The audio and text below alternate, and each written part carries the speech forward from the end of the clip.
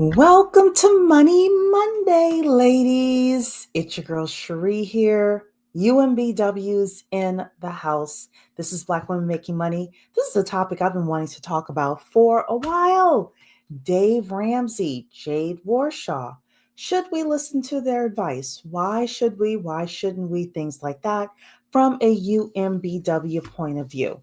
Now, I am not a financial advisor. This is not financial advice. This is just my opinion, and I'm going to share some things tonight with regards to Dave Ramsey, with regards to his baby steps, how they can potentially affect us as UMBWs.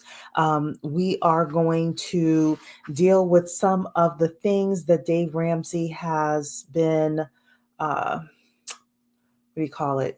contradictory about. We're going to talk about Jade Warshaw as well. I'm going to play Jade Warshaw singing because many of you may not know this, but she actually has a background in music. So I was curious. I went to YouTube and found her singing My Oh My. And we're going to wrap it up with just some really great money advice. So I'm going to put the 90-second clock on, give people a chance to come in, hit the like button, put replay in the comment section if you are listening to the replay, and let's get started with tonight's show. All right, ladies, this is a 90-second clock.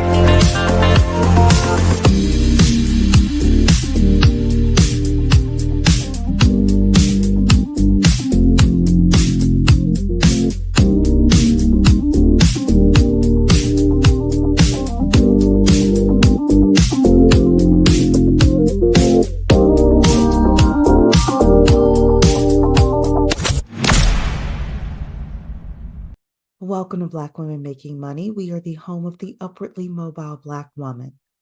For exclusive content and invitations to our Inner Circle Zoom meetings, which happen on a monthly basis, you can sign up for free for our email newsletter at bwmakingmoney.com. That's bwmakingmoney.com. Hey, ladies, all my UMBWs in the house, put UMBW in the chat. Say hello to me. Hope everybody is doing well on this Money Monday. So for the foreseeable future in 2025, every Monday I will be live here on the YouTube. We are going to be talking about getting this money, getting these coins. I see my UMBWs coming through for my upwardly mobile Black women. Thank you so much for being here. Hey, ladies. Thank you so much. Bonjour to Min Femme Fatale saying that she loves my hair. So to sweat your hair out. Okay, ladies, so let me tell you about my hair. I've been doing my own hair for the last couple of years now because, your girl did not have money to go to the salon any longer. Well, I have been watching the girlies on YouTube for the past 2 years, but I've been too scared to do something, too different, right? Well, yesterday morning I was inspired. I already had the hair. I was just like, all right, I'm gonna try it, right? The first time I tried to do my hair like this was like maybe 2 months ago. I did like one row and I was like, absolutely not, just ended up taking it out. But yesterday, your girl started putting it in. So it's the crochet with the braids. And yes, I did it myself. Saved $300 at the salon. My mother was like, it doesn't look bad. I said, yeah, mom. I said, give me another couple of months. Let me do it again a couple more times, and your girl will be ready to to continuously do her hair like this in the crochet. So I was looking at some old pictures of myself, and I really did miss my crochet braids. So yeah. So I'm back. My hair. I'm gonna be doing all sorts of stuff that the girlies are doing with the natural hair. So super excited. Sugar saying James is in the building as well, saying thank you for the video. Yeah, tonight's gonna be a little bit of gossip, a lot of financial literacy. We're going to talk about this from an upwardly mobile point of view. You don't have to agree with me with regards to everything. I think at the end of the day, you take what you need from Dave Ramsey, you leave the rest, right? But we are going to talk about Dave Ramsey's baby steps. Are they good for us? There's this huge thing. At least Anthony O'Neill says that Black people are like, well, Dave Ramsey's steps don't work for Black people. So we'll talk about it from a UMBW point of view. We are going to talk about a contradiction, major contradiction that Dave Ramsey has admitted within his work. We're going to talk about Jade Warshaw and her husband. We're going to show Jade singing. We're going to have some feedback with regards to that. And yeah, we're going to have some gossip as well. There are a couple of shorts that we have to play that's just like, are you serious? So before I do that, though, I have a question for all of my ladies.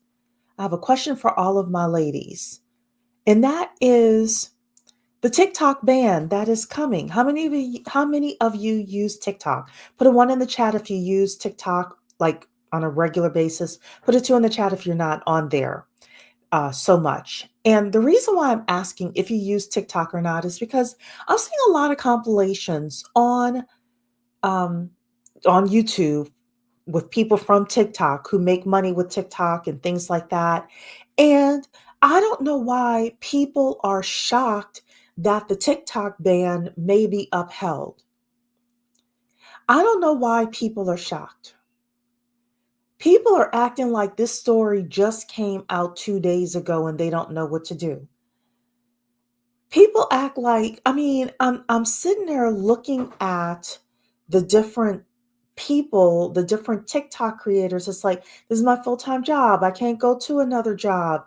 I've got, to stay home with my kids, all sorts of stuff. Or, I make a great living on this. And I'm like, when they announced the first TikTok ban when Trump was in office, and then they announced this round of the TikTok ban, y'all weren't preparing? I know this is not stuff I should say on YouTube, but I might as well say it. Y'all could put a UMBW in the chat or you could throw a tomato at me. I think that that the people that can be successful in the world is like only a few of us. Only a few. Most people are coasting. Most people aren't paying attention. And when I say most, I mean most. You all let me know what you think. I think 70 to 80% of people are not paying attention. They're not paying attention to the H-1Bs. They're not paying attention to the TikTok ban. They're not paying attention. I wanted to do and probably will do one of our Money Monday sessions on white men. The WASP will tell us 10 years 10 years in advance before they're going to do something, and most of us are just sitting like not thinking that it's ever going to affect us, or we're so busy trying to get the next set of bills paid for, which is a true thing, right? Which is a real thing. That we're not paying attention to the stuff. They're like, hey, in 10 years this is going to happen. In 15 years, this is going to happen. The TikTok ban is about to happen. If you make money full time with TikTok, they gave you time to get your stuff together. And how many people didn't do it? How many people didn't do it? So I see some of you are not on TikTok. Sydney is on TikTok. Main Femme Fatale never had TikTok. Sean is in the building. Haven't seen you in a while, Sean. Saying no. Jace is not on TikTok. Sweat Your Hair Out is there to produce content. Dawn Earth saying I never wanted it. If I wasn't in so many professional groups, I would delete Facebook. I understand that. A lot of people feel that way. Um, I go on to Facebook, honestly, to see what's happening in the groups that I'm involved in, and then I'm out and make my content, and then I'm out. So, yeah, a lot of people live in La La Land. They absolutely live in La La Land. I don't get it. I don't get it. But I did want to make that comment with regards to TikTok because I'm like, I don't know what you all were thinking, why you weren't prepared, why you didn't start preparing a year ago when this thing came down. So we'll see what's going to happen to the TikTok people. So, dark and lovely, hey, how you doing? All right, let's move to the man of the hour. Put a 3 in the chat if you follow Dave Ramsey. When I say follow him, I mean like you're familiar with his work, you know who he is, you follow, you understand, you have an overall understanding of his baby steps. Put a 4 in the chat if you've never heard of Dave Ramsey or if you really don't know much about his philosophy with money. Put a 3 in the chat if you're aware of Dave Ramsey overall. Put a 4 in the chat if you're like, I really don't know that much. So I'm seeing a 3 here. I'm seeing a 4 here. I'm seeing a 3, another 3. So most of you are aware. Most of you are. I'm sorry, I want to go back to this. Sydney, I saw this as well. The foreigners are saying they'll miss the Americans being on the app. I have noticed a lot of Nigerian women using American, especially Black American content in order to make money on YouTube. And even though they're like, yeah, we're going to miss the Americans on YouTube, I think that the Nigerian ladies are making a nice coin off of Black content. I don't know if any other nationalities are doing it, like people outside of America making money on a certain ethnic group. I haven't seen it. Doesn't mean that it's not happening, but the Nigerian women and the West African women are making good money off of Black American content, I'll say, not just dysfunction, but content. So, yeah. Okay. So you all are saying threes. You're aware of Dave Ramsey. Okay. So, alrighty then. So let's look at this here. So these are Dave Ramsey's baby steps. Overall, these are Dave Ramsey's baby steps. We're going to talk about them. We're going to talk about one of these baby steps where he's like, well, I never said you should do that exactly. So we're gonna talk about that. We're gonna talk through from a UMBW point of view, like some of the things that we should be aware of as we're looking at these baby steps. I will say overall that Dave Ramsey, either and Erica said this years ago. She said, either you're going to follow Dave Ramsey or you're going to follow like a Grant Cardone who's like aim for the fences, become a billionaire, things like that. You're looking at doing one or the other. And Erica also felt like most people should be in the Dave Ramsey camp. I agree that most people should be in the Dave Ramsey camp. I'm going to say I'm kind of in the middle of the two. I'm not necessarily like, I'm probably swing more to Dave Ramsey personally than Grant Cardone.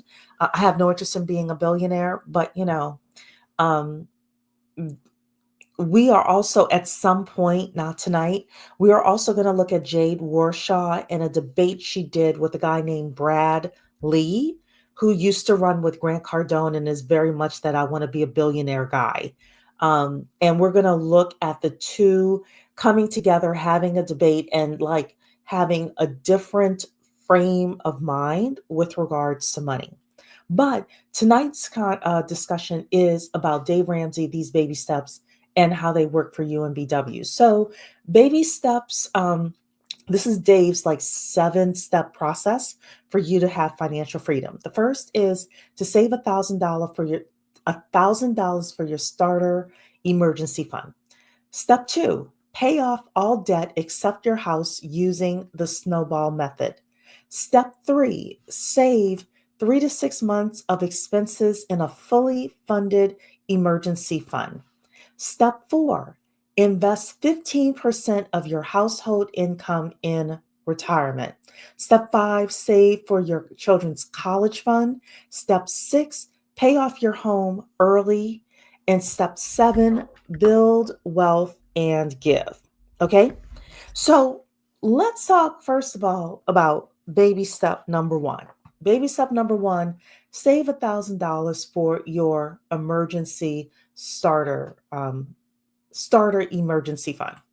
Okay, we're going to come here and I want you to listen closely as Dave answers the question about $1,000 emergency fund not being enough in 2023. Okay? This is baby step number 1. He's saying it's not enough. Let's listen to what he has to say here. What's up? So as you're aware, the Total Money Makeover was published in 2003. And I'm sure you're also aware that the first baby step is to save $1,000 starter emergency fund. So my question, since the book has been released for 20 years, and with the current dramatic rise in inflation, do you still feel $1,000 is the correct amount to start to be successful with your plan? $1,000 was not enough in 2003. Whoa. What? $1,000 was not enough in 2003? You wrote the book saying $1,000. Start with $1,000. Dave. Isn't this baby step number 1, Dave? Isn't this baby step number 1? Save $1,000 for your starter emergency fund. People questioned that in 2003. They question it now in 2023. And he's going to get on a stage with people, and he said it more than once as well in different situations, and say $1,000 is not enough. Let's listen to this again. Ladies. The book has been released for 20 years, and with the current dramatic rise in inflation, do you still feel $1,000 is the correct amount to start to be successful with your plan? $1,000 was not enough in 2003. And why is everybody clapping for that? Isn't that baby step number 1? Isn't that like the foundation of this whole thing? Now, somebody says, sweat your hair out, saying maybe his mind is going. I will say one thing. I've seen like 3 different clips from 3 different interviews of him saying this, and he will go into talking about, you need more than $1,000. And sometimes he intertwines in the 3 to 6 months of emergency savings. But every time people ask him specifically about the $1,000, and he's like, well, of course, $1,000 isn't enough for an emergency fund. Yeah, Malika, why they clapping? This is baby step number 1. I'm confused. Tam is in the building. Hello. Tam, I saw your Saturday session, really good session about living in the DMV and 100,000 not being enough. I did see it. But Tam's saying here, because he creates for beginners and then builds up. And that's true. And that's true. So what I'm trying to say, and there's going to be another gossipy type of Q&A that's done that we're going to show later on. When we are listening to people on social media, or you're listening to a guy like Dave Ramsey, or even a Grant Cardone, or even me on this channel, and I am not a financial advisor. This is not financial advice. This is just me talking to you on the internet, right? You can't take these people literally. You cannot take these people literally. Because he's sitting here saying himself, well, $1,000 wasn't enough in 2003. Then why'd you write it? Well, he wrote it to sell books. If you really listen to his answer. Now, I don't think he's going to say the answer here. I think he said it in another interview, but that's really is. He wrote it to sell books. So let's keep listening. It was never designed to be enough. It's enough to buy an alternator for a car or a tire, maybe one or two.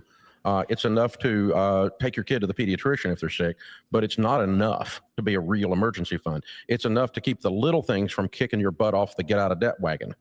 Because when we first started this stuff years ago, I said, use all your savings, have zero. And that didn't work, honestly. If you had come to financial peace, okay, all right. So let's take a step back here. He said when he first got started, he told people to take all their savings and pay off their debt and have no savings. Huh? I was listening to this. I was like, what?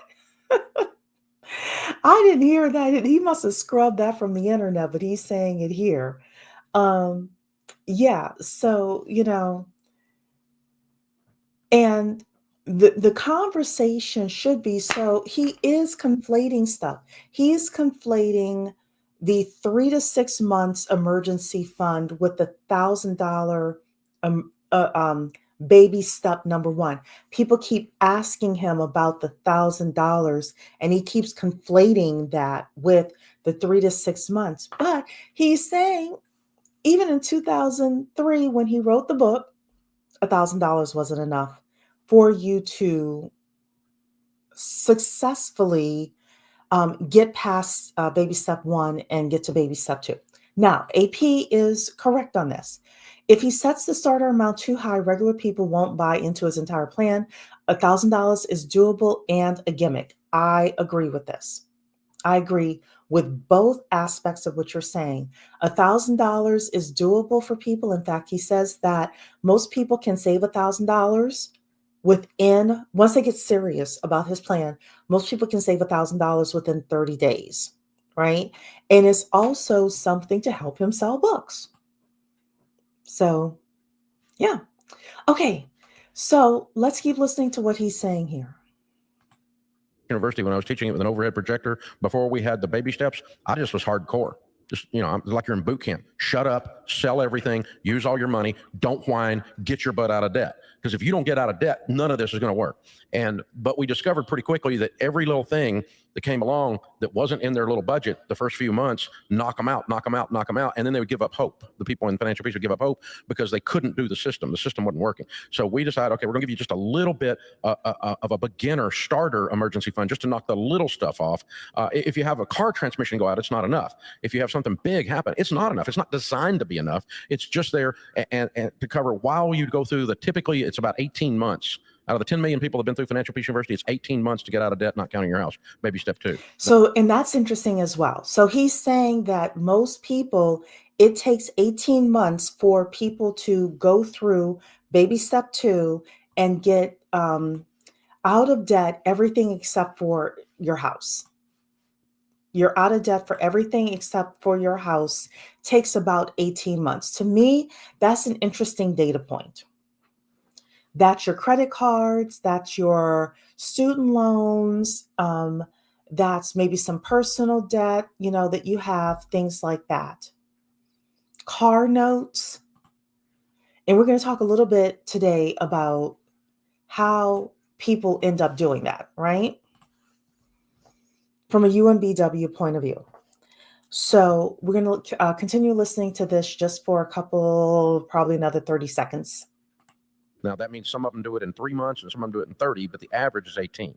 So it's designed just to keep the little crap away. But if your car blows up during that 18 months, it's not enough. And it never was designed to be enough. So it doesn't need to be inflation adjusted because it wasn't supposed to be enough. But good question. Thank you, sir. Good question. Good question, sir. Because $1,000 was never meant to be enough. So let's talk about baby step number one. And I'm going to take this from Cherie's real life experience right now. So you all know I'm rebuilding financially, and one of the things that I did once I started getting steady paychecks from the commissions I was making as being a loan officer, I set my payroll to have 10% of my income go to one of my other credit unions savings accounts that I have there. And I don't ever really go to this credit union, but I can get my money if I need to. But it's not my regular bank, right? How many of you put a five, sorry, five in the chat if you do something like that? If you have your payroll and you have a portion of the money going into that savings account, that emergency account, put a six in the chat if you haven't set that up yet. Because for me, one of the things that I did with my baby step number one, I just really wanted to have an emergency fund that was separate from where I was paying my bills. But here's the thing. I ended up with about $2,200 in that account in about a 3-month period of time. I was able to get $2,200 in there. And you know what happened? My mom needed some money, and now there's 1,300 in there. I'm getting another paycheck in a couple of days, and we'll be adding back to that. But so you all tell me, put in the chat how much money you think you should have in that baby step one to really make sure you're not knocked off your game. Now, I will tell you that everybody's amount is different. The first thing I would ask you is, how stable is your job? Do you have the kind of job that's stable?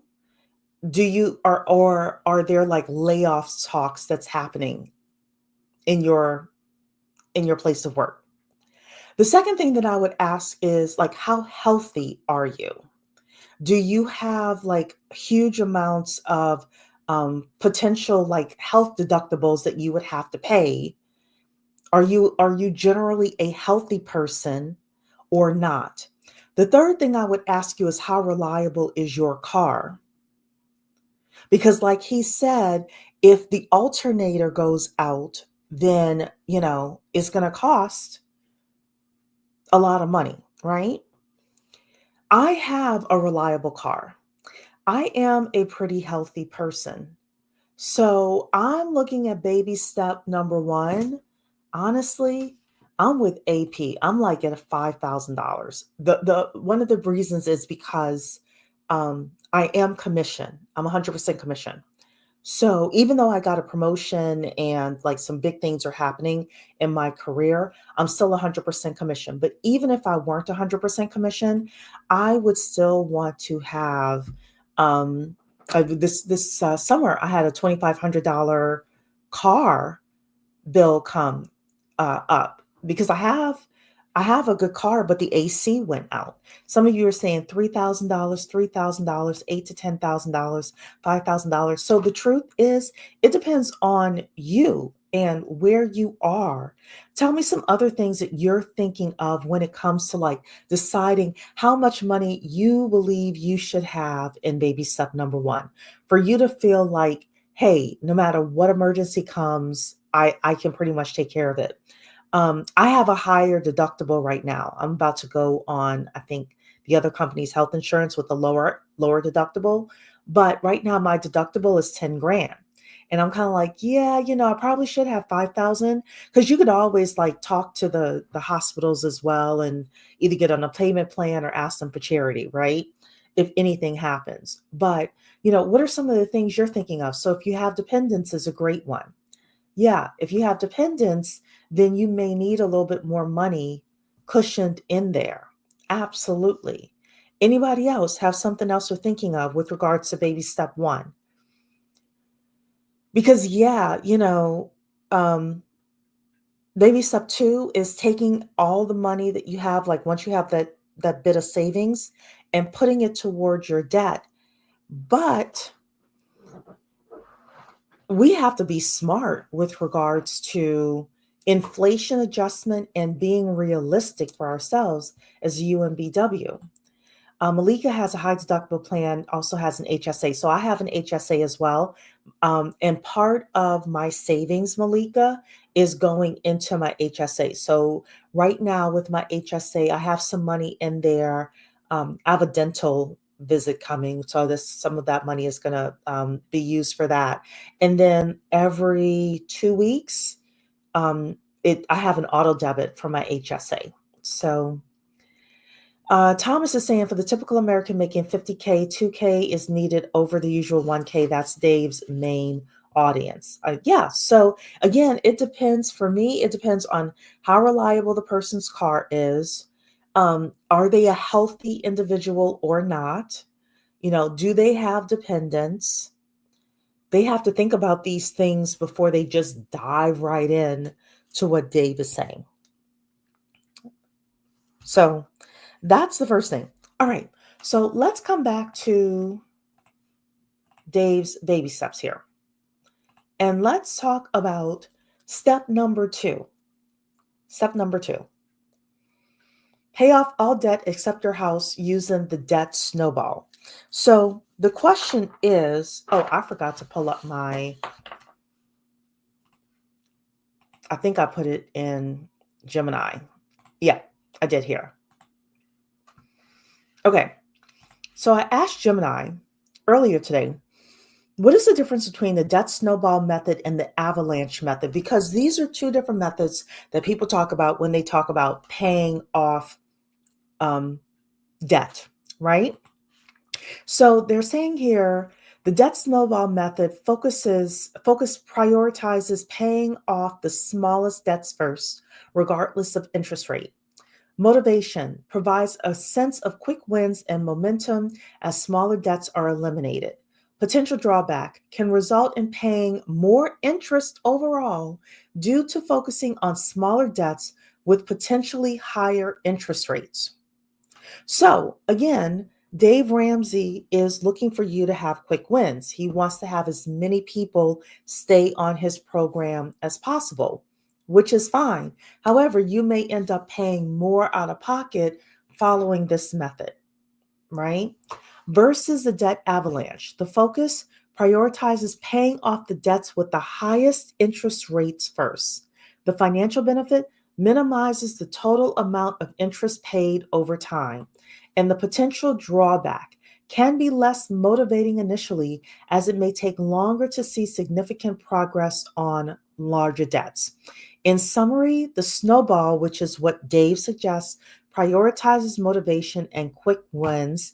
The avalanche prioritizes minimizing overall interest cost. So I just wanted to point that out because oftentimes we don't have these conversations as UMBWs. Are you looking to have that quick win, that quick dopamine hit where you pay off that $1,000 credit card and you're like, yeah, I did it. I just want you to be clear and understand that the debt snowball method that Dave suggests means that there's going to be more dollars coming out of your pocket, but you're going to get the rah win. Doesn't mean it's right, doesn't mean it's wrong. It just means that it's a different way of you tackling this. So I want you to put in snowball into the chat if you think most UMBWs should do the snowball. I want you to put avalanche in the chat if you think that most UMBWs should do avalanche. And the truth is, I don't have a methodology that's better one way or the other for UMBWs. I really do think it just depends on you as the person. And it depends on if your total dollars out of your pocket is more important to you, or if you're like, hey, for me to stay motivated, I need those quick wins. So I'm seeing avalanche here from AP. I'm seeing snowball here from How We Learn and Grow, avalanche method and avalanche method. So yeah, look, at least you're educated now with regards to total money out of pocket, right? Tam is saying big to small and small to big. Exactly. Or big to small interest rates versus big to small amounts, right? So, yeah.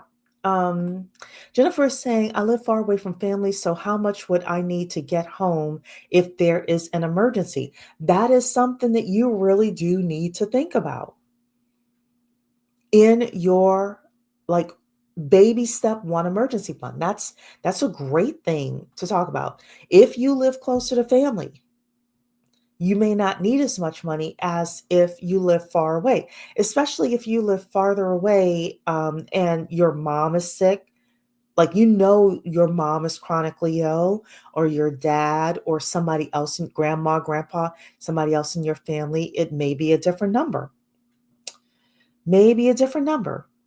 Jace is saying, snowball if you have a lot of lines of credit. So, yeah. So, alrighty then.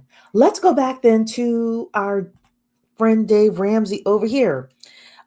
Baby step number 3 is save 3 to 6 months of expenses. That's your rainy day fund. No problem with that. Baby step number 4, put 15% of your money into retirement. Now, I was watching another video that Dave had, and I am not a financial advisor. I'm going to say that again. This is just what Dave said. Talk to your own financial advisor for your own portfolio. But Dave suggested that the first thing you invest in is anything that's going to match. Anything that will match. The second thing you're going to invest in is your Roth IRA. And the third thing that you're going to invest in is your traditional IRA. So again, the first thing you invest in is anything you're going to match. The second thing you invest in is your Roth IRA. And the third thing you're going to invest in is your traditional IRA. And you're investing 15% of your household income in retirement. If you have money left over from your 15% investing in your own retirement, you could save for your kids' college fund as well. So you would do the investing in your retirement and the investing in your kids' retirement, and step 6, paying off your home early. You would do all of those at the same time if you have enough money to do so. What he says is that your kids must go to college debt-free. We've had our conversations on here about UMBWs going to college. I do think it's important for you to go to college, and I don't think you have to go, or your kids have to go, to the most expensive colleges that are out there, but I'm leery, especially of our daughters being set up where they don't have a college degree, unless they're doing something where they absolutely know they want to be in the trades. And we've had that conversation before. So one of the other things that Dave says about baby step number 6 is that the average person on his plan pays off their home within 7 to 8 years. If they're super, super serious, they pay off their home within 7 to 8 years. And they become a millionaire within 10 and a half years. And then baby step number 7 is giving back, build wealth and give. Now, I want to show you a gentleman here who has a different thought about paying off your mortgage. So let's see what he has to say. Dave Ramsey's baby steps tell you to pay off your mortgage, and I think that's pretty misguided. Full disclosure, I paid off my mortgage in 7 years and thought it was the coolest thing in the world when I did it. But over the passage of time and learning more about money, I realized that I lost a lot of money this way. The money that I applied to my mortgage back then should have been invested in the stock market or real estate instead, and I would have come out way, way ahead. There are certainly psychological reasons for paying off a mortgage. It's amazing peace of mind. But financially, it just doesn't make sense. Dave Ramsey's baby steps tell you to pay off your mortgage, and I think that's pretty misguided. Okay, so that was the first guy. There are a lot of people who disagree with Dave Ramsey, right? But this is the first guy. What do you all think? What do you all think with regards to paying off your mortgage early? Is this something you're interested in doing? Is it something you want to do? Is it something you even think is possible? You can let me know what you think in here. There were a lot of people like this guy who's like, look, if your interest rate is even today's interest rate of 6.5%, right? You could put your money into the S&P 500 at 8%, 9% on average per year, and make more money through through the S&P 500. You could make more money by buying another property and having a rental and having a cash on cash return of, let's say, 10%. A lot of the people that this specific guy is talking to had interest rates in the 3%, 4% range. So you all can let me know what you think with regards to this. I personally, I'm going to pay off my mortgage early. I've decided I'm going to do that. I don't care about being dumb on the other side. I want to pay off my mortgage by the time I'm 55. So that's going to be a tall feat, but your girl is looking to do that. So you all, like I said, you ladies can let me know what you think with regards to this. Okay. Legacy is here. I haven't seen you in so long. She's saying I'm definitely paying off mine early. Yeah. Look, you and I are gonna be in the same club. I am definitely a housing stability person. So, but that's me. Okay. Let me see what else you ladies are saying. The stock market is too volatile for me. I can understand that. Legacy is saying I'm definitely paying off mine early. Okay. Yeah. So, all right. So let's talk about a messy money topic here. We're going to show, this is Rachel Cruz. This is Dave's daughter, Rachel Cruz. And we're going to show this big mess here, a messy money topic. Here we go. You guys, so a few days ago on the Ramsey show, Dave and I took a question, and the question was about soup. How strict would you get with this debt payoff? We are $20,000 in debt. We recently got married. I am now pregnant, and my husband refuses to buy me any soup. He wants us living off rice and chicken. This is the problem with our jobs, Dave. It means we will have a job that forever. We created him. If I had your address, I would ship you a pallet of soup. A pallet. Yep. Okay, so at Ramsey, we talk about eating rice and beans and rice when you're getting out of debt and you sacrifice your lifestyle. But there's a level that it's a metaphor, y'all. So I got you, girl. I'm about to ship you some soup. I got your address. And I'm going to throw in a Rachel Cruz wallet, yourself know your money, and a contentment journal just to say, enjoy those while you eat your soup. You guys, so a few days ago on the Ramsey show. Can you believe that messy money topic? The woman gets married, right? She gets pregnant by this man. And this man takes Dave so literally that he refuses to buy his pregnant wife soup. So she has to email in to Dave Ramsey. And this woman here, now this is partially for publicity as well, right? But this woman here has to send this pregnant lady some soup. Y'all, I don't know. That this is a straight up messy money topic. You all can let me know what you think. Y'all can let me know what you think. The man will not buy his pregnant wife soup because Dave Ramsey told him that he should be eating rice and beans. Couldn't be me either, Sydney. Couldn't be me either. And Rachel is right. These things are supposed to be metaphors, but people are taking crap literally. That's why, like, on the internet, I'm like, why are you taking things so literally? Why are you taking this person's advice like from A to Z without thinking how it affects your life and what's going to happen?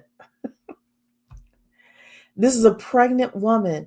Look, all I know is I wouldn't have needed my husband. This is where I wonder if she was working or not. No, I will buy my own suit. You must be crazy. This also must mean before she got pregnant, she never challenged him with regards to what they were eating in the house for their grocery bills, right? Before she got pregnant, was she only eating rice and beans at that point? You know? Anyway, Malika, that is crazy, she says. You can only cut back so much. What is going to happen when the baby comes? You're right. I didn't even think about that. But yeah, what are you going to say? Well, baby has to have rice and beans. Can't have formula. Sovereign Lotus is saying, hell no. AP is saying that is the audience he targets. Some of them can't think for themselves. That's why Dave chose $1,000. It makes sense. Shaking my damn head. Yes, Legacy. It was just like craziness. Like, what are you talking about? What are you talking about, mister? I'm with you. Couldn't be me. Okay, let's see here. Dark and Lovely saying, really? Healthy mom equals healthy baby. Spend the money now or spend it later. I agree with that. And your wife is pregnant, sir. If she wants souffle, give her souffle, right?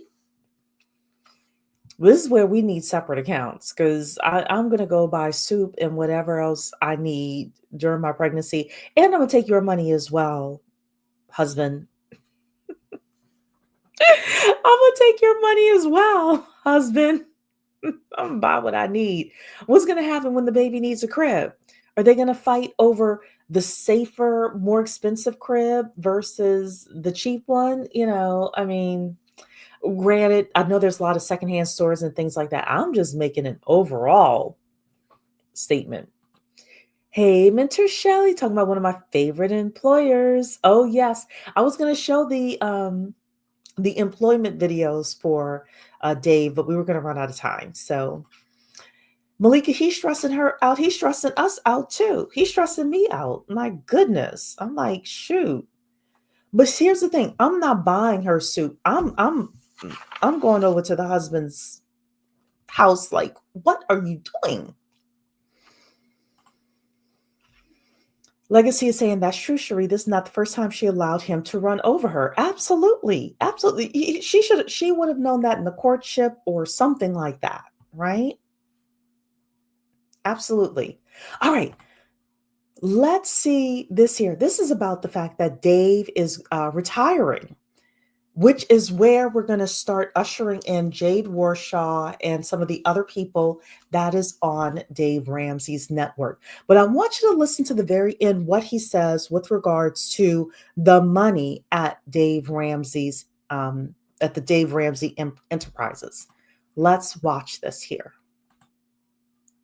We've heard some news that you are considering retiring soon. You did. I did. When we started, it was like, okay, I'm producing all the revenue. And so if I die today, what happens to all these employees? Well, they're screwed. And we said, okay, we need to measure non-Dave revenue. It's very hard to find somebody who's done a brand transfer like ours. Paul Harvey Jr. very seldom can take Paul Harvey's seat. But we did figure out a one-to-many had a chance. I didn't put the whole thing on my daughter, Rachel Cruz's shoulders. We have now raised up a George Camel and a Jade Warshaw and a Ken Coleman. So if Rachel is going and doing a book, that's non-Dave revenue. Or if Ken Coleman goes and speaks somewhere, that speaking fee is a non-Dave revenue, right? We wanted it to be a 50% of the revenue was not mine. And the great news is that in 2023, we're at about 78%. No way. If I'm not here. We built the business models out in such a way that it's not Dave dependent to continue to run. For instance, our high school curriculum is a $15, $20 million business. They don't care if I'm alive or not. Okay. 78%. 78% of the revenue now that is coming into the Dave Ramsey Enterprises is non-Dave revenue. Dave said that when these people go out speaking, that is considered non-Dave revenue, which to me means that Jade Warshaw probably has some sort of a 360 deal with Dave. Did anybody hear that? Did anybody hear a 360 deal with Dave Ramsey. Now, Dave will put you on the map. Dave will put you out there. You will get access to Dave's audience that he built over these years, right? You will get to be able to write books, and you'll get the huge speaking fees and all of that. But you all can let me know what you think. Sounds like a 360 deal to me. He specifically said if somebody goes out there and they're speaking and they get a speaking fee, that's considered non-Dave revenue. And now non-Dave revenue is 78% of the revenue that comes into Dave Ramsey Enterprises. Let me see if Dave Ramsey Enterprises, if we know how much money they make a year. How much money did Dave Ramsey Enterprises make in 2023? Let's see if we can find that online. Okay, here. So they're saying Ramsey Solutions revenue. Make sure I make this big enough for you ladies. Ramsey Solutions revenue was $750 million. Ramsey Solutions annual revenue was $750 million. And 78% of that was non-Dave revenue. That means he's eaten off of Jade Warshaw.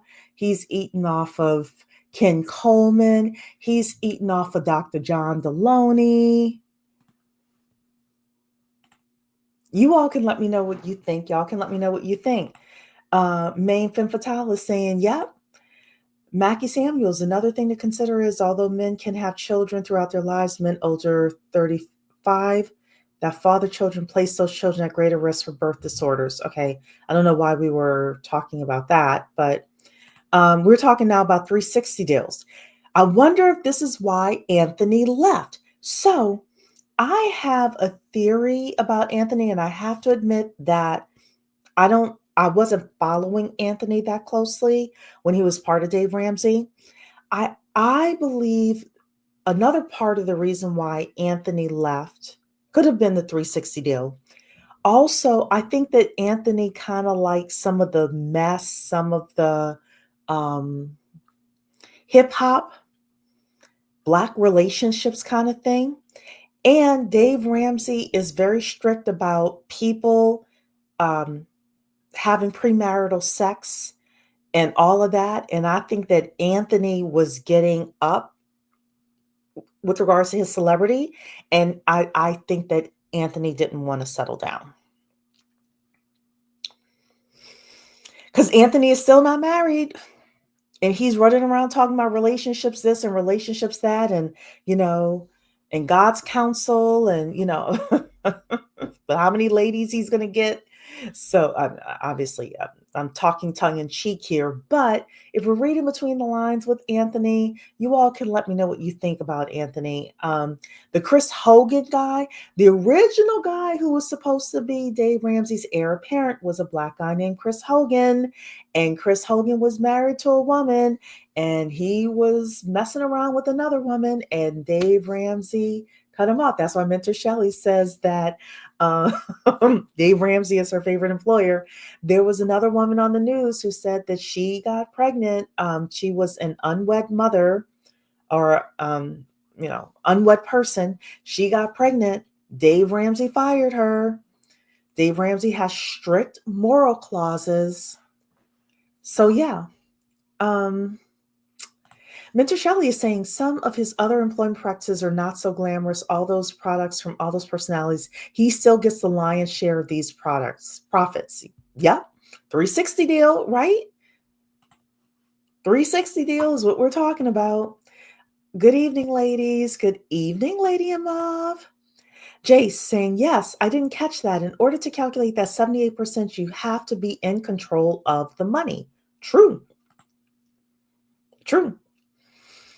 Anthony don't want to get married. He pretends that he wants to. I don't watch a whole lot of Anthony O'Neill, but from what I've seen, I agree with you. I definitely agree with you because he has his money together and he is in a position, in my opinion, that if he wanted to be married, he'd be married. But, so Anyway, Minter Shelley saying AO left to have rights to all of his products and services. That's that. I would believe that as well. And I think he wanted to play the field. Minter Shelley, I think it's both. Notary World, thank you. Saying I'm looking good. So y'all missed my earlier announcement that I did my hair myself yesterday. My first time doing crochet braids. Well, actually, it's my second time because the first time I did one row of the crochet and I was like, this is turning out awful. And I took it out. I like ripped it out. But yesterday I was like, I started doing it, got the hang of it. So instead of $300, my hair was $40 just for the hair itself in about 3 hours, 3 hours of labor. So yeah. Notary World saying, is AO really straight, no shade? I don't detect that he's not, but I don't have good radar with regard to that. So Mr. Shelley saying, ever since Chris Hogan was quietly fired since the lawsuit, we haven't seen him since. True. Facts. Sweat Your Hair Out saying, men like that play the field forever. His white counterparts are married by his age. You're talking about Anthony O'Neill. Yeah. Yeah. So, but yeah, 78% of that $750 million that's coming into Ramsey Solutions is non-Dave revenue. I think that we are looking at some 360 deals happening over there. So then let's talk about who Jade Warshaw is. So this is Jade and her husband. I think his name is Sam, if I'm correct. They paid off $460,000 in debt, and none of it was a mortgage. A lot of it, over $200,000, was student loans. And a lot of it was Jade's student loans. But they paid off $460,000. She became a testimonial. And I think, she put herself in position to be noticed by Dave. She's very good at being a part of Dave Ramsey's, what do you call it? The Dave Ramsey universe, right? And she's setting herself up to win. She did write a book. I am going to get it. The book is called Money is Not a Math Problem. I was looking at it. I will get it in the next, I don't know, couple of weeks. I just, have to put it in Amazon and actually order the book. And I do want to read it. But she is right that money is not a math problem. Usually the issues that we have with money is mental. So yeah. Okay, so let's see Jade sing. Now, I don't know if she was on a cruise ship or wherever she was. I'm going to show this, make it big for you here just so you can see. I don't know if this is a cruise ship or where it is, but she was singing Whitney Houston. Let's see her singing. So when she got into, she has a degree in music or something like that. I think it's music. And she traveled the world singing. And then she also started businesses as well.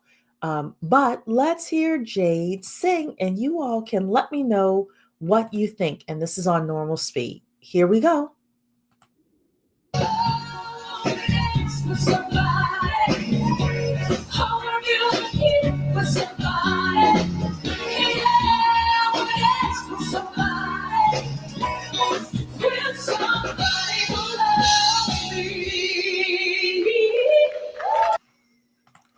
She's got the look for Whitney. I know it's kind of far away. She's got the look for Whitney. Put an 8 in the chat if you think she could really pull off Whitney. Put a 9 in the chat if you're like, no. Put an 8 in the chat if you think she could pull off Whitney, the little bit I let you hear. Put a 9 in the chat if you're like, no.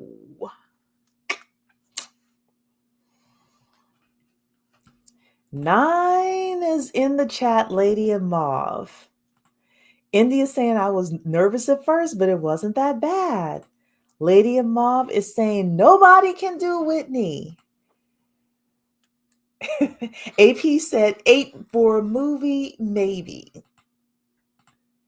Mentor Shelley's like, 9. I don't think she can do it.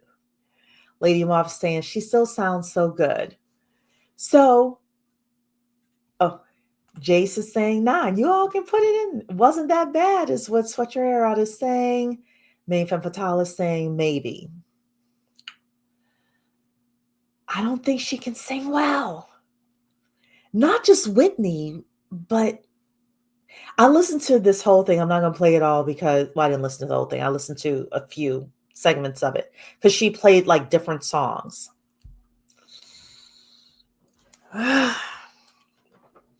Let's just say I believe this is a messy money topic. I believe she was right to move to Dave Ramsey.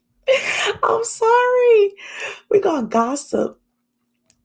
If she ever sees this, I'll just have to own up to it. I don't think she can do it. Not only Whitney, I just no.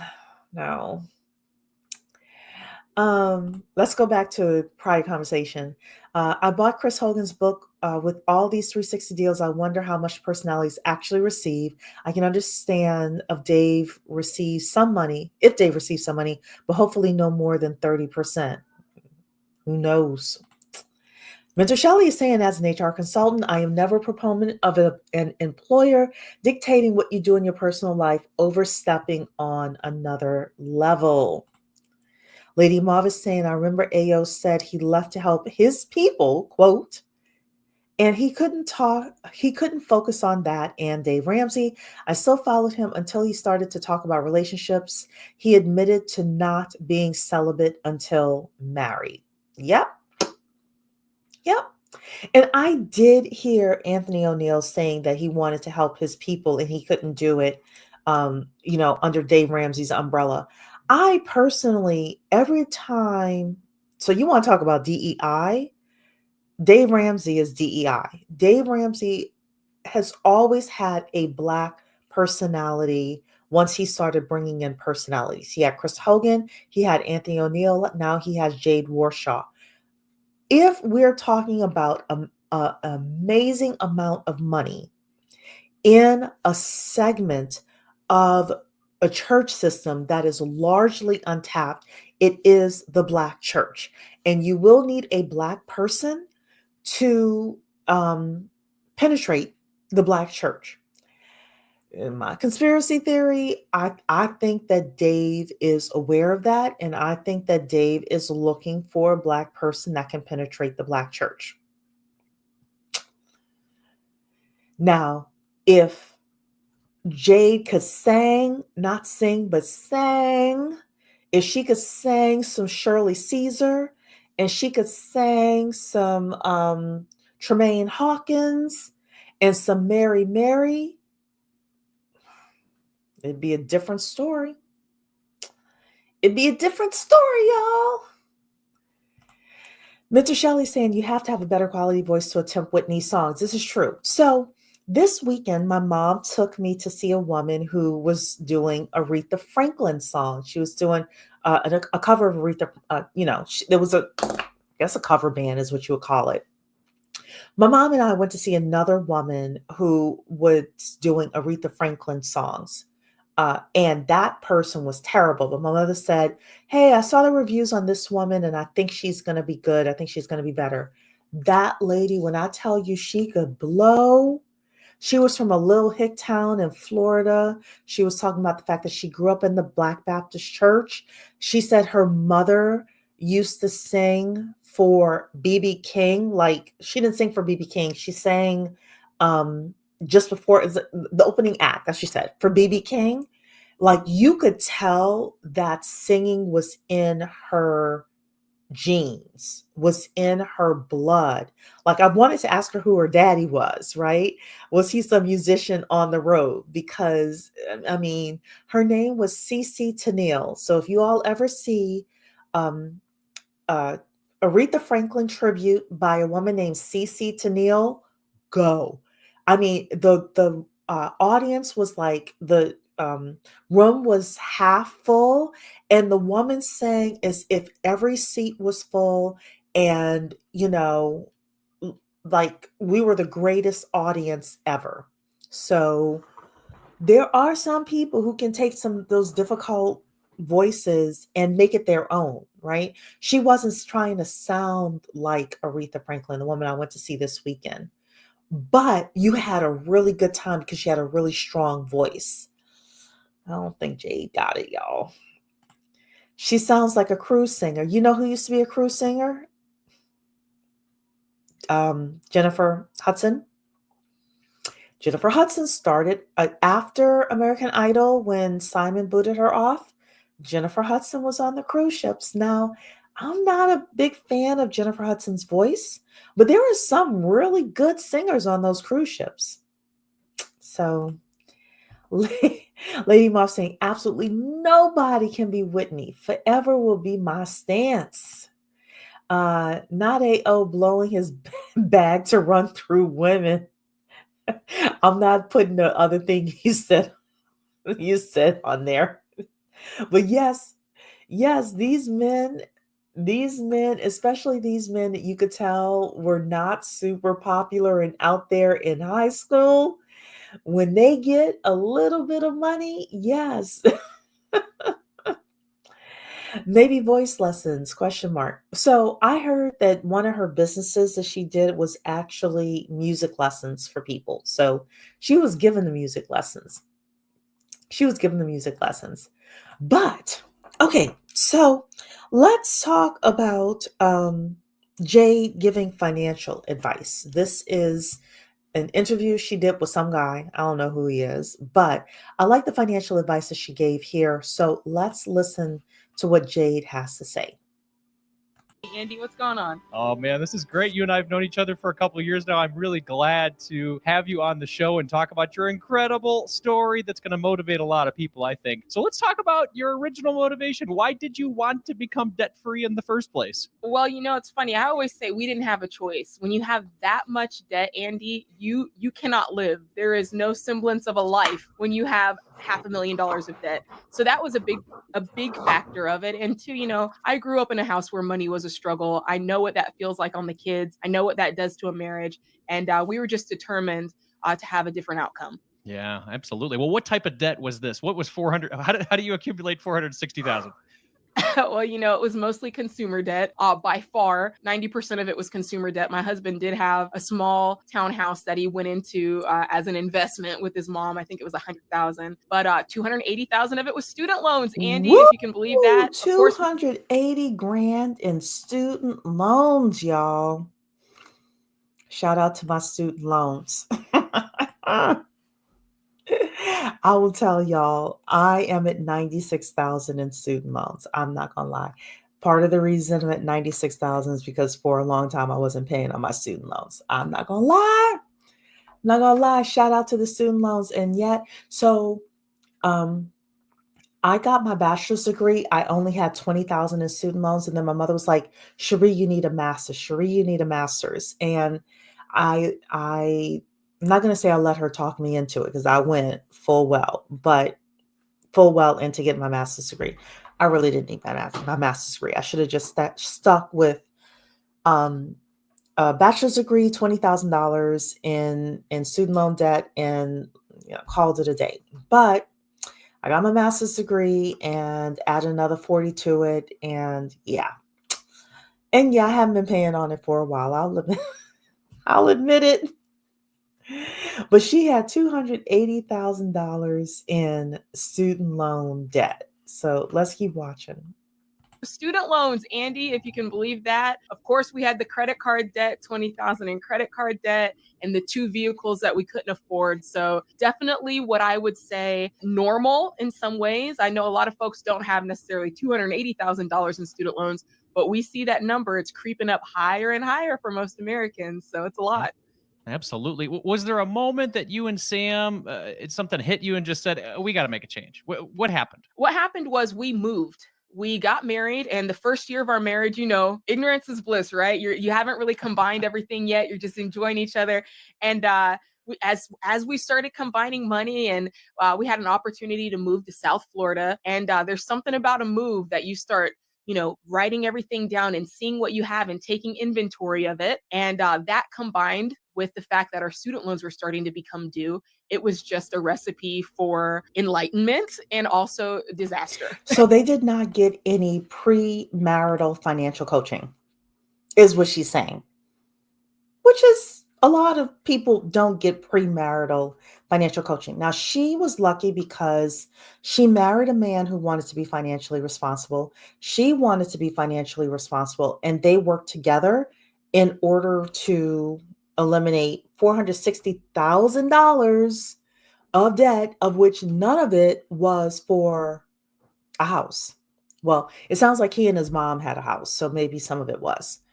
But not a house that they lived in. It wasn't their house, right?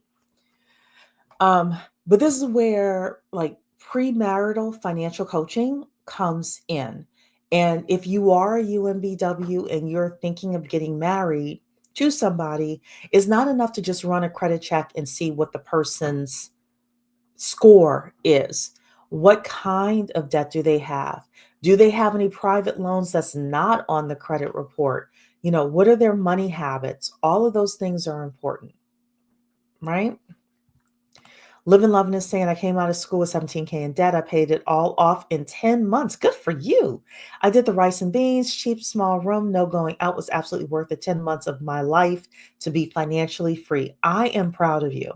That's why one of the things I'm doing over the next 6 years is the avalanche method, including my student loans. So, yeah. It almost seems like Dave Ramsey did the opposite of his own advice and got to a place where he's now debt free. Yeah, look, people have theories about Dave Ramsey and Dave Ramsey's real path. Let's say that. So, Mainframe Vitala saying, some things I wonder if 250K in debt is worth education. I'm pretty sure the same thing is being taught all over the world in different countries. Math is a universal language. True.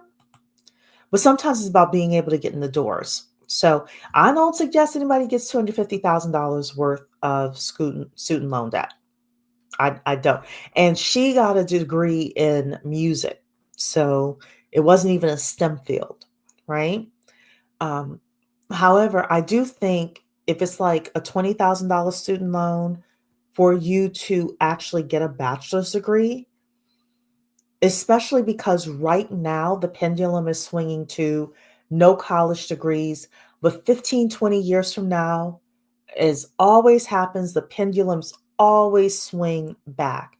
And by that time, you'll be 35, 40 years old with 2 to 3 kids, and you won't have time to go back at that point. So,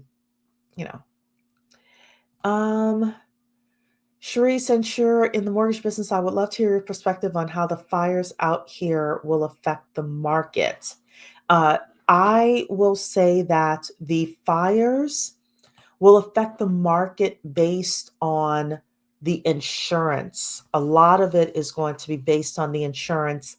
And if places like State Farm and Geico are not going to insure people in California, then will FEMA do it? If FEMA doesn't do it and the private companies don't do it, I don't think you will have a mortgage business. I also don't believe that the U.S. government is going to not allow some sort of insurance out there in California, even if it is government sponsored. What else is going to happen? People should be getting their insurance checks. Most people, if they were insured, will get, either they'll get it from State Farm, Geico, Travelers Insurance, or those companies will go to the U.S. government, and the U.S. government will pay them to honor the insurance quotes. And people are just going to, the construction industry, probably. Now, you all have a massive amount of rebuilding to do. So this may be a 10-year thing for those houses to be rebuilt. But I have not heard anything about a moratorium on the current mortgages that are outstanding out there, but it wouldn't surprise me if those kinds of things are done as well. So I hope that answers your question. Okay, so let's keep listening to what she is saying here. Jade is saying this is her financial advice. Yeah, absolutely. So what did you guys do to start making some changes at that point? Yeah, I say all the time, when you have that kind of debt, it's easy to blame a lot of people, right? You can blame the student loan industry, you can blame your parents, you can blame your high school because it's like, oh, we didn't learn this in high school. If only we had learned how to budget in high school. And so we went through that where you're just blaming everybody. But then we hit this point where it's like, okay, you cannot blame your way to a better life. You've got to start making changes. And so we did. I remembered a guy named Dave Ramsey, and I remembered hearing him on the radio. And so I told my husband, I said, there's this guy, Dave Ramsey. I think he can help us. And so we went over to Barnes and Noble and we picked up the book, The Total Money Makeover. We picked up the workbook for him and we started working through it. And it was like, okay, we need to submit to this plan. Our way has not been working. And so we need to find another way. And that's where it all started. And we started submitting to that plan. And before you know it, we were starting to make headway with that debt. Yeah. Well, And congratulations to them. Congratulations to her having the kind of husband who, again, would put their financial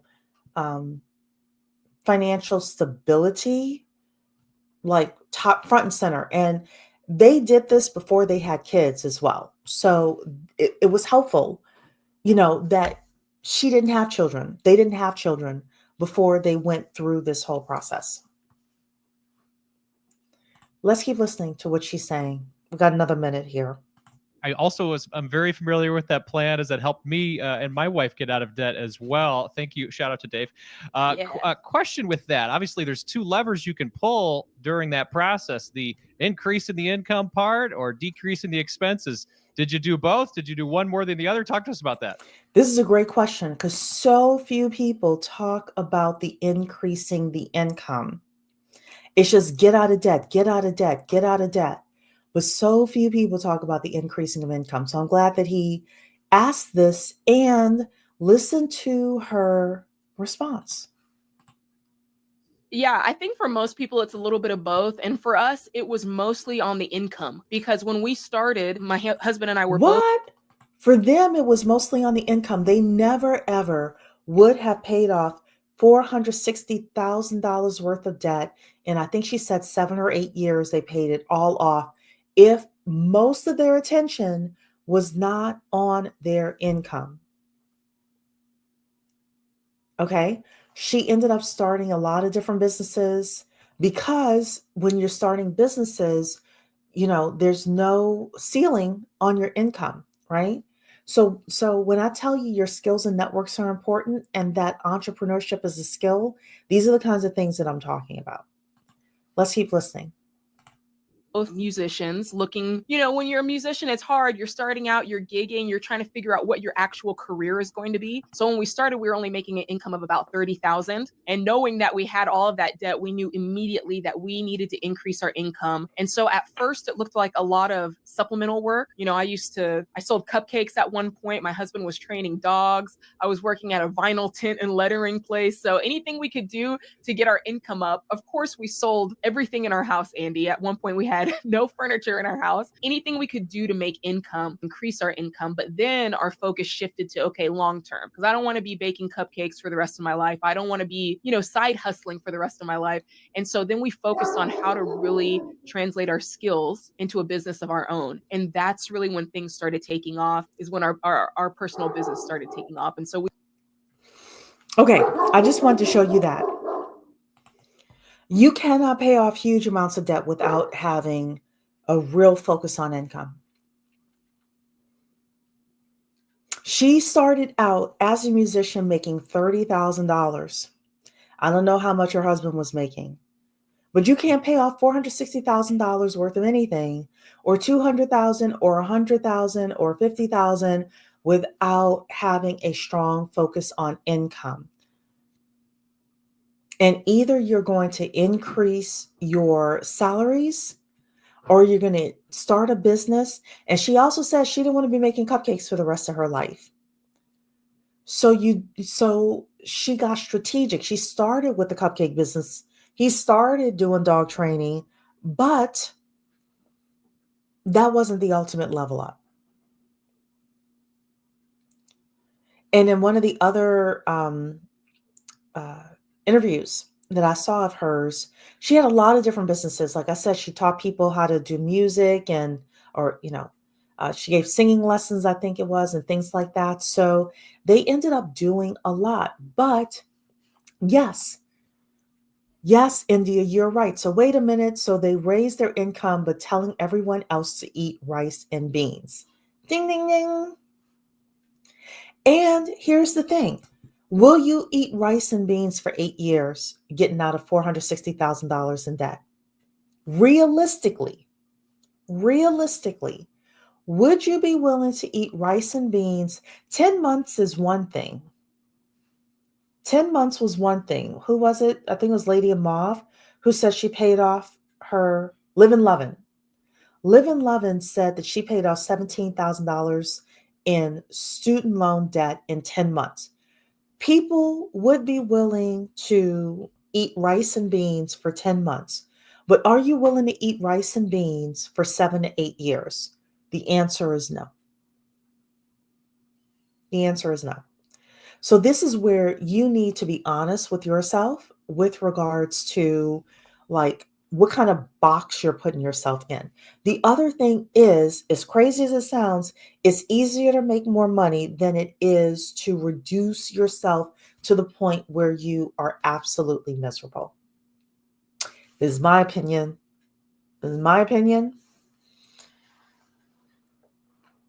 For another $200 a month, I don't have to be miserable. I'm going to make another $200 a month. Right? Live and Love is saying, yep, truth of the matter is in most scenarios, you need to meet an income threshold. This is true. Purple is saying that's what I also noticed is what's missing in the financial literacy combo. How do you increase your cash flow? Which is what we talk about here is UMBWs. Jade is a UMBW. She's talking eat rice and beans, get out of debt, all of this stuff, which is valuable information. But the way to get out of debt is to focus on making more income, increasing your cash position, increasing your cash flow. Yes, absolutely. Not just having $1,000 in your emergency savings account is baby step one. That's a setup, right? All the things we talked about tonight. Live and Love is saying to increase your cash flow, you need skills, you need technical skills and a strong network. Yes. Purple Rain is saying they just want to talk about cutting back and budgeting mostly. Exactly. Instead of the real conversation, which is, yes, you need to plug in the holes with regards to like going out and eating all the time, or with regards to, spending crazy amounts of money on shopping, on clothes, on bags, on shoes.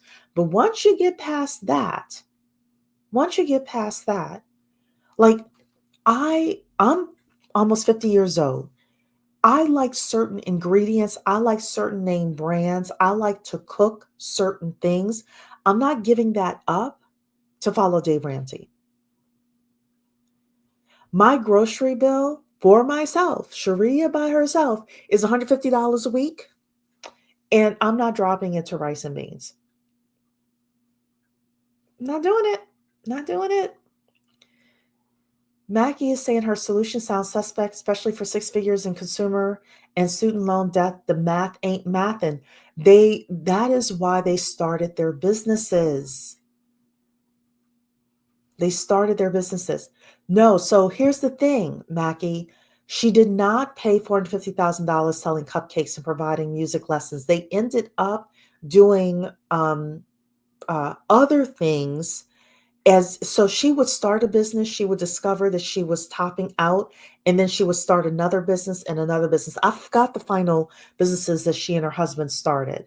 But yeah, they weren't going to really knock it out with just selling cupcakes. So you're right about that. But I did listen to one of her other conversations she had with somebody, and she was talking about some of the later businesses that she started that had um, a lot more uh, leverage. So, and this is why personal finance is so personal. Yes, absolutely. Main from Fatal saying I wouldn't be able to do it. Purple Rain is saying the math people already debunked Dave as well. Yes, yes, a lot of people have. Sammy, drive safe, my dear. Drive safe. Main Femme Fatale is saying, I'll say it again, take everything these people say with a grain of salt. That's the whole point of tonight.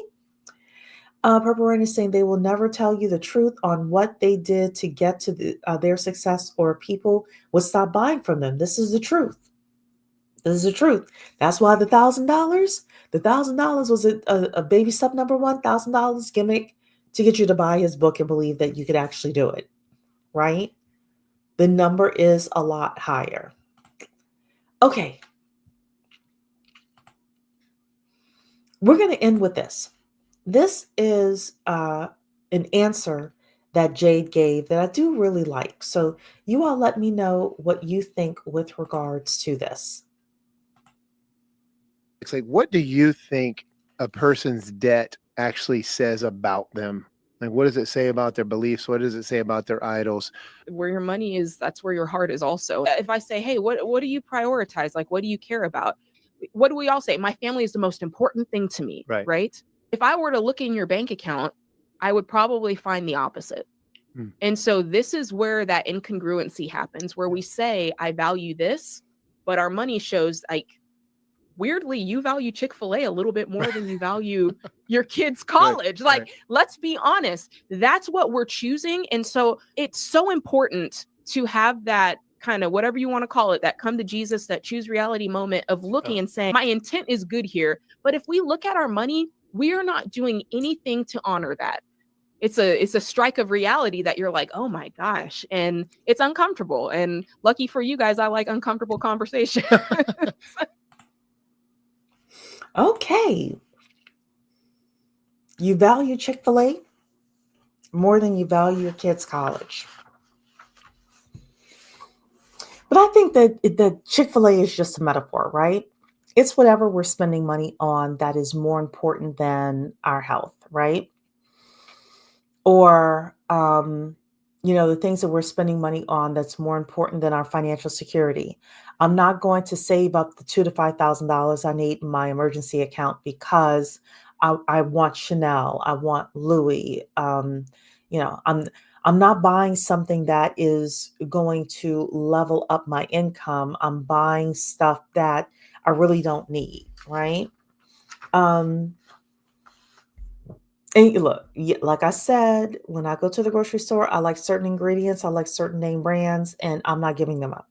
So yes, you're not going to guilt me out of having certain things in life, right?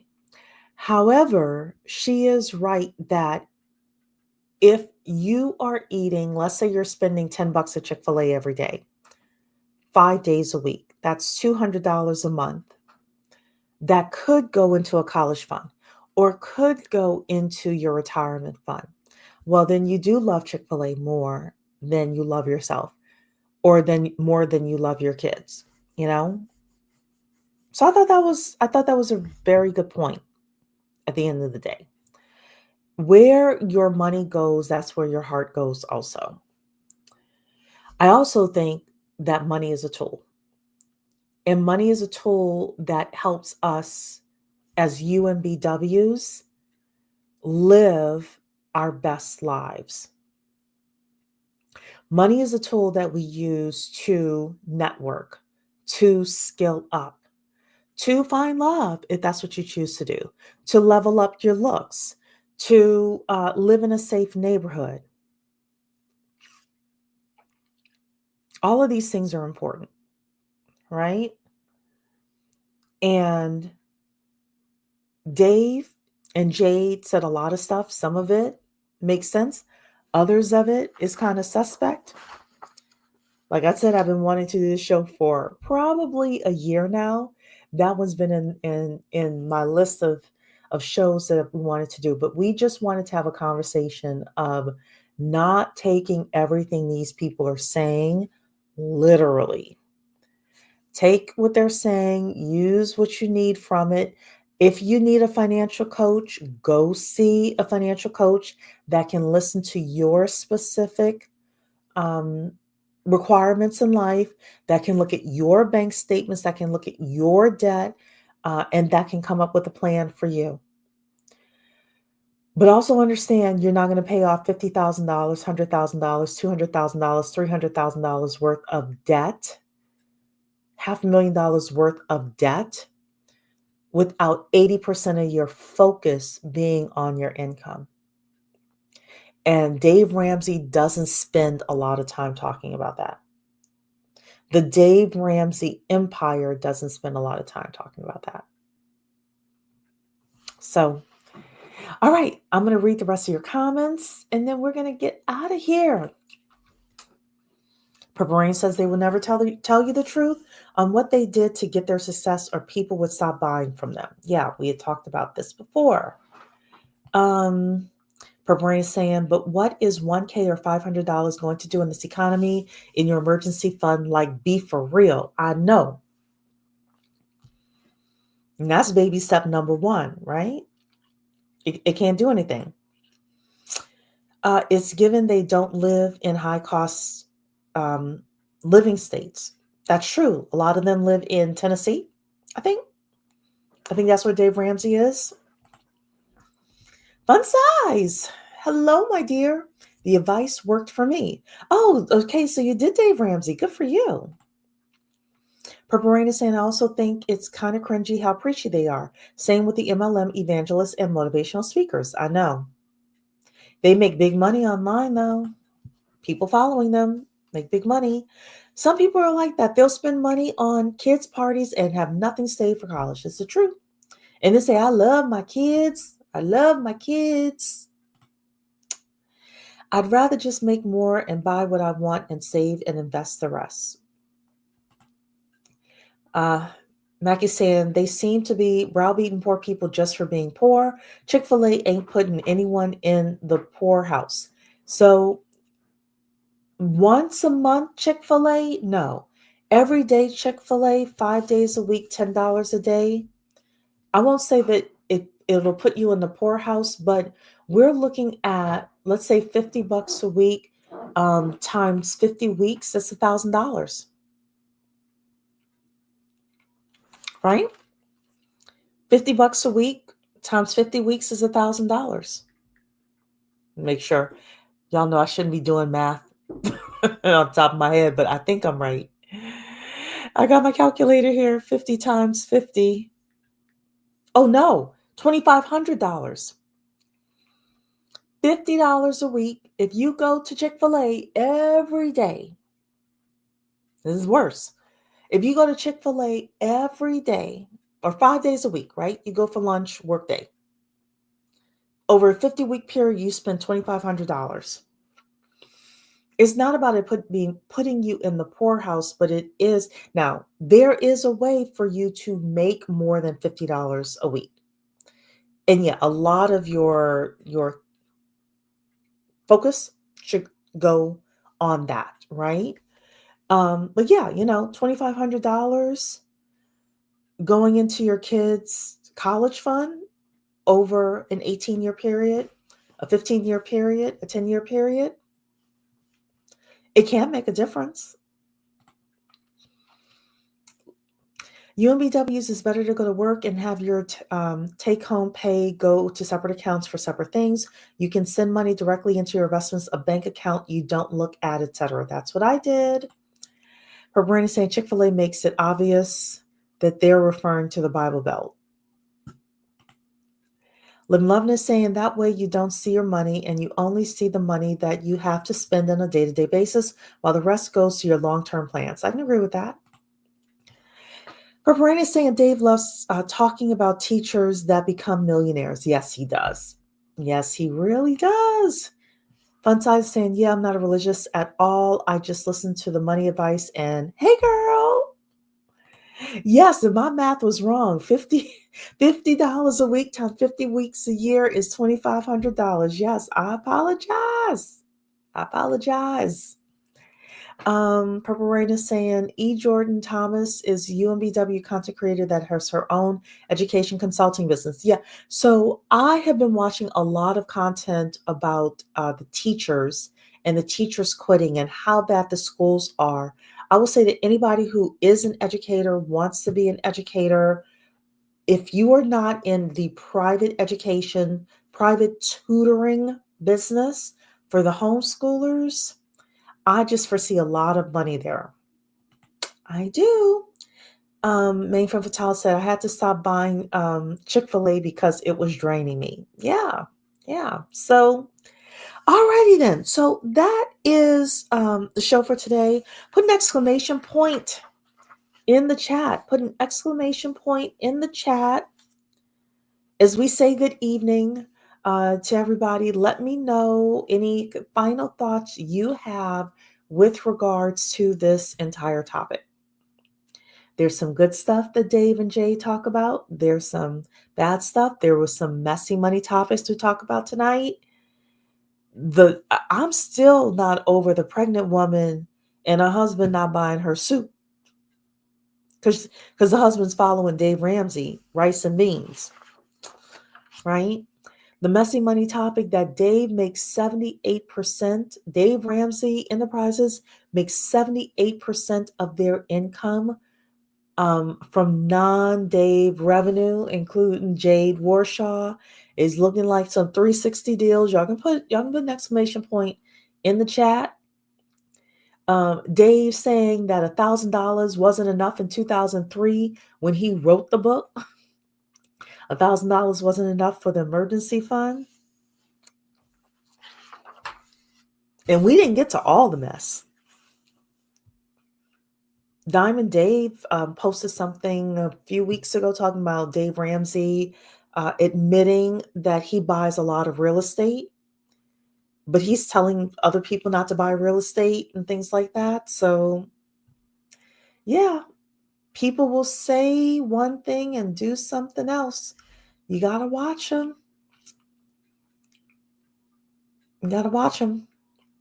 Mackie is saying, I agree with you that a better way for a person to increase their skill set and increase their income to live better and invest better. Low income is the issue. Absolutely.